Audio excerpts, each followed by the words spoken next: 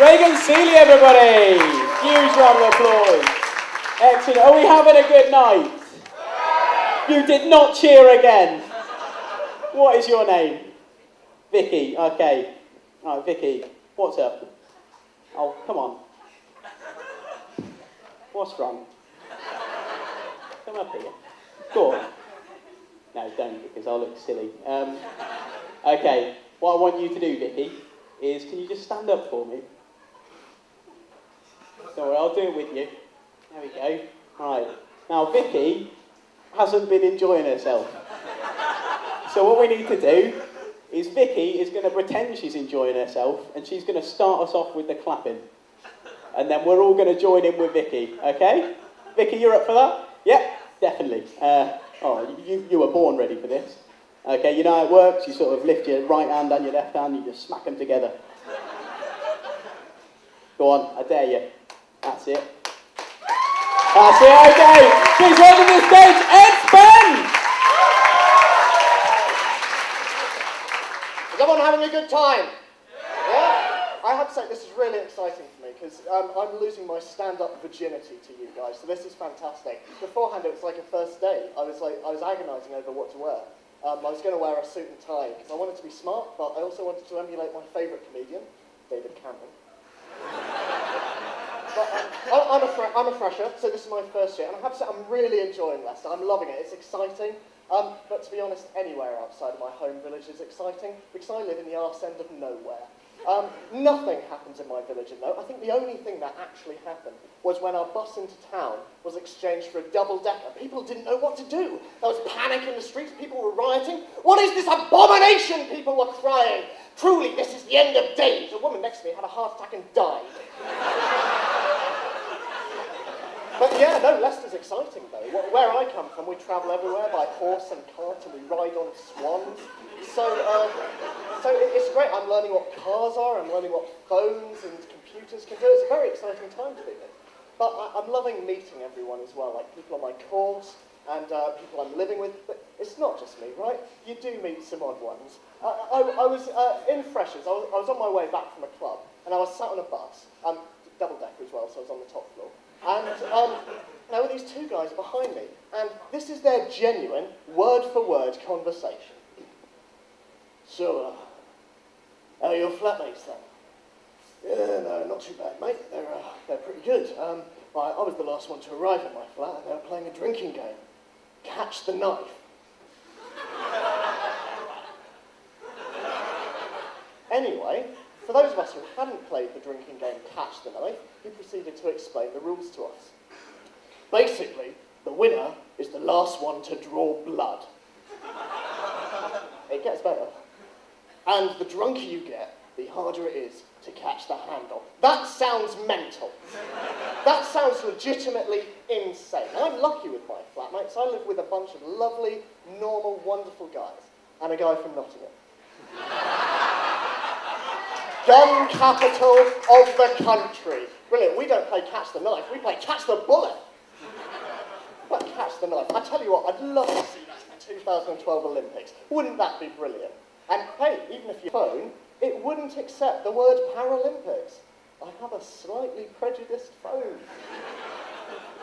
And flirting. Flirting is a huge thing in Freshers. I can't do it. I'm amazed by people who can, right? I see guys dance up to women in a club and literally do this. And they'll be taking them home by the end of the night. That astounds me. Like, I can't dance up to women because I have all the precision of an epileptic cassowary. But, I just go for the chain-smoking, pierced, tattooed dog fighters. It doesn't make any sense to me. But maybe it's not that I'm not a nice guy. Maybe it's just I have no confidence, right? I could drop my trousers and not that. None of you guys behind, you guys would be fine, because the front row would be the only ones to see my minute penis. I'm not doing it justice, really small at that, to be honest. Maybe that, if we're being generous. But yeah, I mean, on stage, I'd probably have the confidence to flirt with a girl, like you, for example. What's your name? Really? Wow, that used to be my name up until the age of 5. At which point my parents realised I was a boy. Can I buy you a drink? No? Oh. story of my life. Well, thank you very much anyway, thank you. But, I mean, if nothing else, I'm loving the accommodation. But, for one thing, the paper-thin walls. You can hear everything through it. Now, I don't get up to anything dodgy in my room, right? I don't have sex, because no one's interested in me. I don't watch porn. It's an ethical thing. I think it objectifies women. Some of the guys are rolling their eyes, but I'm the one scoring the brownie points with the women here, so... And, yeah, so I don't watch porn, I don't have sex, and I don't masturbate that much. But what I do, I do exercise. I know you wouldn't guess it looking at me, but I do. I exercise every morning and every night. But the people next door must think I'm some kind of a sex fiend. Let me explain. When I exercise, I count out loud. Now, when I get to around 50 or 60, I start to grunt. And the further on I get faster, because I want it to be over, because I'm not very fit. So, to the poor people next door, my innocent sit-ups begin to sound like this. 60, oh God, I think I struck something. Other side. Oh, thank you very much. I'm sorry I flirted with you. Thank you very much. I hope you have a good night.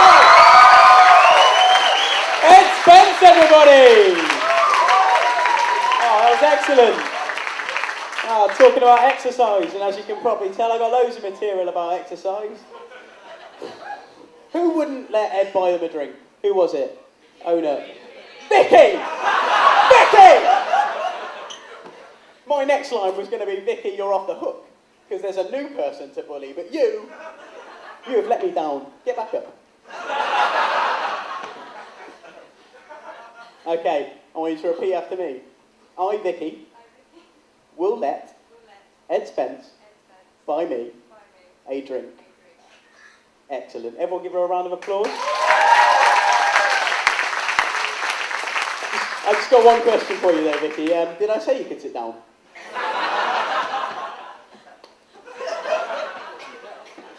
Because we've got ourselves a resident cheerleader now. You're used to the whole scenario. I want you to get your hands and just smack them together. That's pretty good. Okay, welcome on our next act, Nathan Smith! Alright guys, you having a good time tonight? So, I want to start by telling you a little bit about myself. I'm from Nottingham. And I'm 21. When I tell people I'm from Nottingham, they're like, do you know Robin Hood? No, I don't know Robin Hood. And I don't have a gun.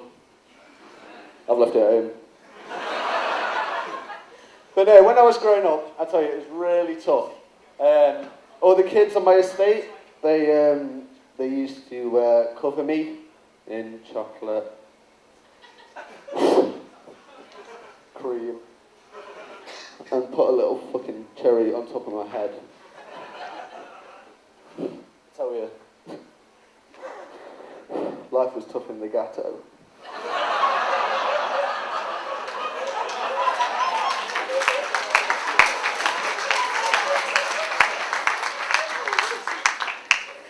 As you can see, I've got tattoos. Yeah, some of them do mean a lot to me. And not in a bullshit way, like, yeah, got a British Bulldog, because I'm fucking hard. And my mate Terry's got one. But at the same time, you know, I've got some that are, well, completely and utter shit. For example, one night I was at my mate's house, and a few drinks later, I decided, fuck it, it'd be a good idea to let him tattoo me. Now, right, this is a triangle for the people who can't see it, and it is absolute shite. Yeah, we're not friends anymore. Dickhead. Which, coincidentally, is my dad's middle name. To paint you a picture of my dad, he's a fat, bald, skinhead taxi driver who thinks he's funny. Come home one night, bounces through the door. Nathan. Yeah? I've got a joke for you. Alright then. He goes, what do you call a rabbit with a bent willy? I don't know, Dad. Fuck's funny. Don't laugh at the man, he's a moron. But no, we've always had a difficult relationship. I remember one time I was like 8 years old, and I was up in my room dancing to the Spice Girls. You know the one, Wannabe? If you wanna be my lover, you gotta get rid of my friends, make it last forever, friendship never ends. Anyway, and he just burst in the door. He goes, you can turn that shit off. No son of mine's gonna be listening to fucking that, prancing around like a fucking Barbie. At which point he rips my tape player out of the wall, throws it across the room, and goes, I'll fucking show you. Stumbles off into his room, picks up his vinyl player, walks back, slams it down on my desk and goes, son, this is fucking music. Sex Pistols, Bad Manners and Screwdriver. For fuck's sake, Dad, I'm 8 years old. Oh. But no, he has done something very nice for me. Before I come here, he dropped me off at my horse.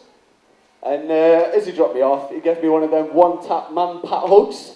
He was just like, go on, son. And then looked me straight in the eye and went, don't fuck it up. But to be honest, I didn't really care. I was like too blown away from the horse. After living in shitholes like my whole life, I got here and I was like, fucking hell. I felt like I was on holiday. Or at least a Premier Inn. It was brilliant. And I walked down into reception and I seen these two girls and one was talking to the other and she goes, yeah, well yeah, we got like 2 showers, yeah, but we've got 10 people, that's just dirty. I ran over like 2 fucking showers. Yes, at home, I don't even have 2 toilets. It was brilliant. I partaked in Freshers as well. I went out one night and I come back from the club absolutely pissed out my friends. My friends had left me, dickheads, just horrible people. And I was walking back, pissed out my face. And I walked past this pub, which I can't name, starts in saw, ends in point. I walked past this pub and I looked over and I seen, you know the garden pub bench? Yeah, I looked over at the garden pub bench and there was a girl, like trying to, well, I'll paint it like this for you. She was sat on this bench, with her legs wide open, trying to discreetly get licked out by a bloke. Now, to be honest, there was nothing discreet about it. It was a fucking sight. It was like watching a bulldog eating porridge. I'll leave you with that image. Thank you very much, guys. Good night.